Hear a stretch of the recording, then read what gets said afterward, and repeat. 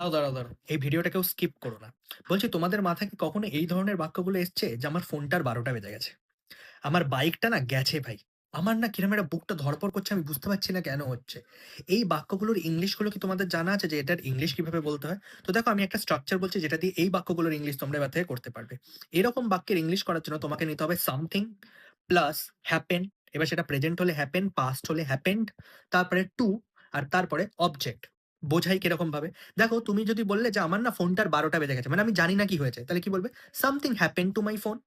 তুমি বলবে, "আমার বাইকটার যে কি হয়েছে ভাই আমি বুঝতেই পারছি না। Something happened to my bike." বোঝা গেল?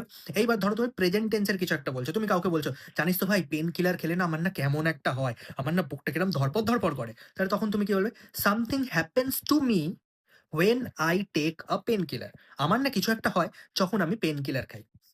বোঝা যাচ্ছে? দেখো যে বাংলা বাক্যগুলোর ক্ষেত্রে তুমি সঠিক কারণটা জানো না।